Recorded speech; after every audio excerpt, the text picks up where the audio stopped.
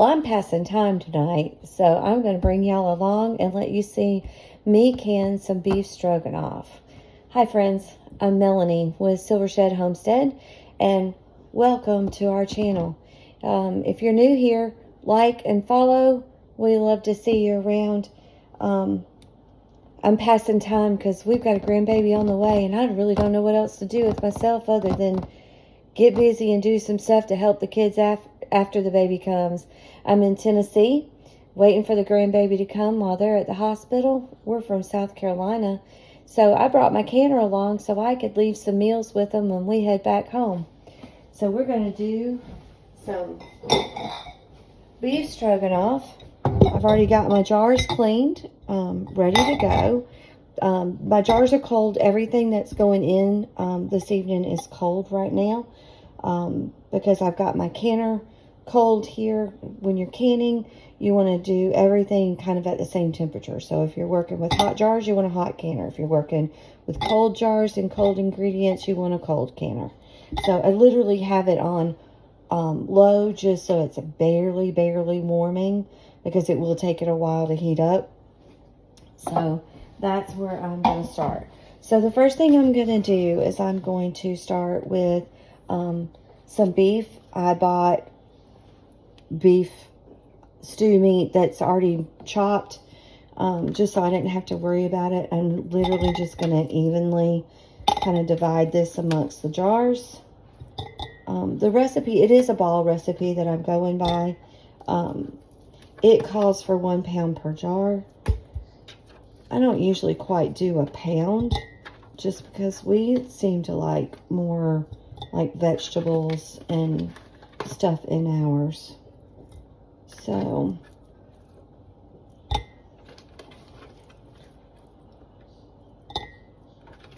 I'm probably going to get pretty close to 3/4 of a pound with this one.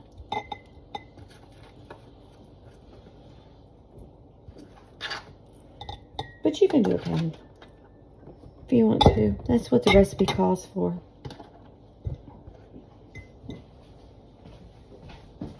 I just usually have to spread our meat out a little bit farther than that. Okay, then we're going to put in 1/2 cup of onions. 1/2 cup of onions. And y'all, because I am not at home, I do not have my canning funnel. I didn't think to bring it, but I do have my canner, and I brought jars, so here we go. I'll clean up my mess if I make one, which I am. Okay, I have a few onions left, so I'm gonna put those. I don't have much. That's all I've got. I've got 4 jars, so I'm just gonna kind of divide them evenly amongst the jars.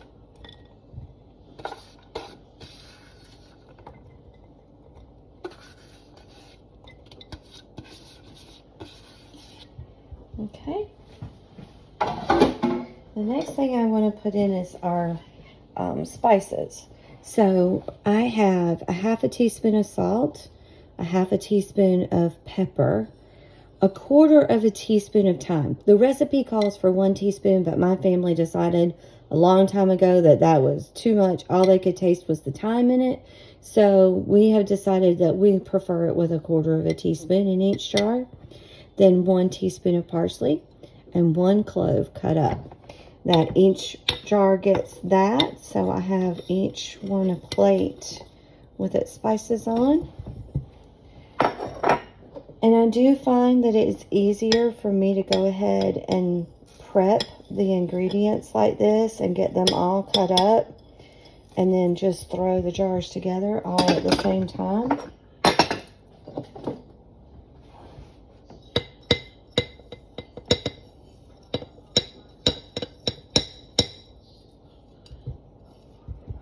That way they all go in the canner about the same time.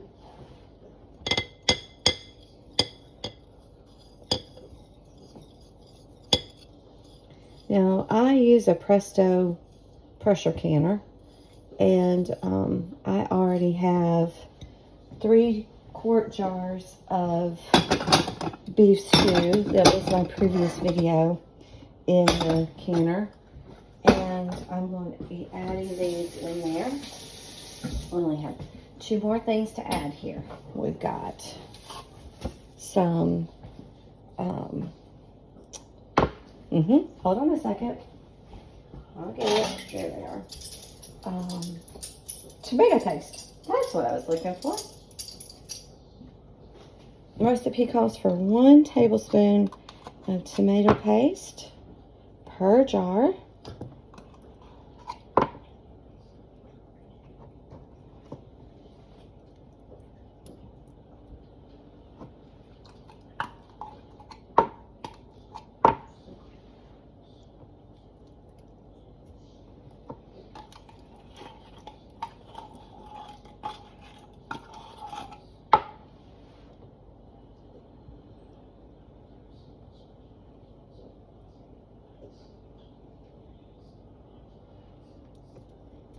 Okay. Rinse our hands off from that. And then the mushrooms.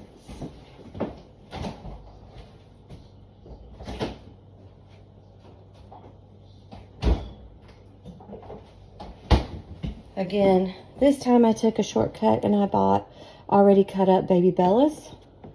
And the recipe calls for, I think it calls for a 1/2 cup. And I just got a container. And I will just divide these up amongst the jars fairly evenly. And I'll just tell you, if we ended up with a cup in each jar, we would be totally happy with that. We like the mushrooms.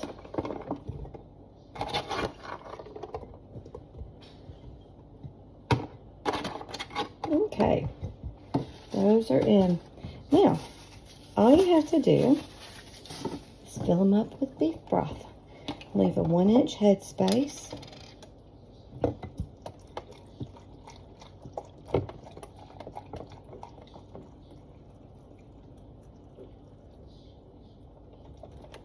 Okay, I gotta grab my other thing of beef broth.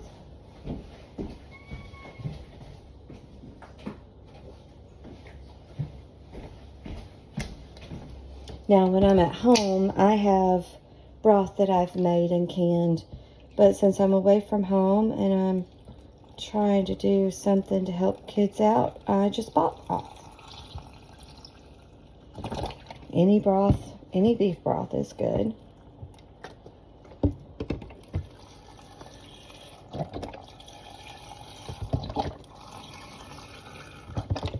Now, when it's time to serve this, all they have to do is toss this into a pot, add 2 tablespoons, I gotta get some more beef broth, add 2 tablespoons of flour, and whisk it in while it's cold. Turn on the pan, heat it for about 10 minutes until it boils, and let it thicken. Once it thickens, turn the heat down and add a big spoonful of sour cream. Best beef stroganoff. Serve it over noodles. Yummy in your tummy. Okay, so now what I'm doing is debubbling and making sure that I don't have any air pockets in here. And then if I need to, I will add more broth to bring it up to a 1-inch headspace. Now, I know I see all kinds of people measuring that 1-inch headspace. I'm going to be honest with you. I've been canning my whole life. I mean, I probably started canning with my grandmother, my great-grandmother, my mother, when I was about 8 years old. I'm going to show y'all a trick. 1-inch headspace is this band right here that goes around the jar. If you get your ingredients to right there, you're at 1-inch headspace. We never measured, so I'm just going to make sure that I'm right there, that band on all of those. There we go, and we're good. Now, I do have my jar lids over here simmering because I have found that the only time that I have had a lid not seal was when I didn't simmer the lids. So I'm going to wipe the rims off first, just to make sure that nothing is going to interfere with the seal. And then I'm going to get one of those pre-warmed simmered seals.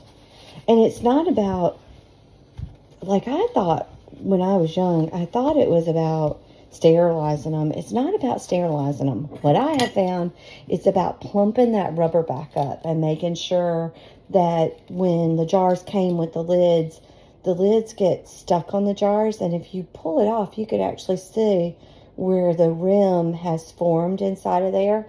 So if you've got any that have come with the jars like these did, I like to boil them first.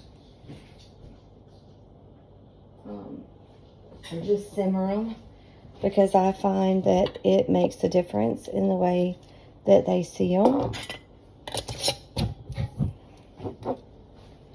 One.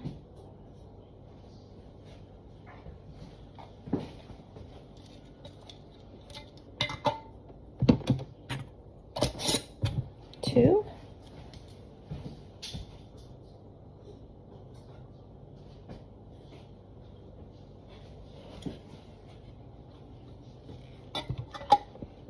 Three.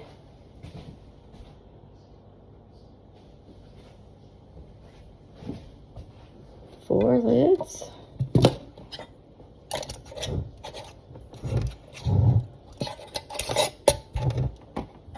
Okay, so now what I'm going to do is I'm going to put these in my pressure canner. You do have to pressure can these because they are low acid food. And I'm going to pressure can these at 10 pounds of pressure because I'm below 1,000 feet of sea level.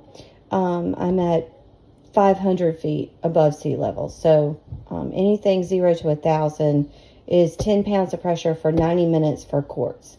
These are quart jars, so 90 minutes, 10 pounds of pressure, and they will have a meal in a jar ready to go.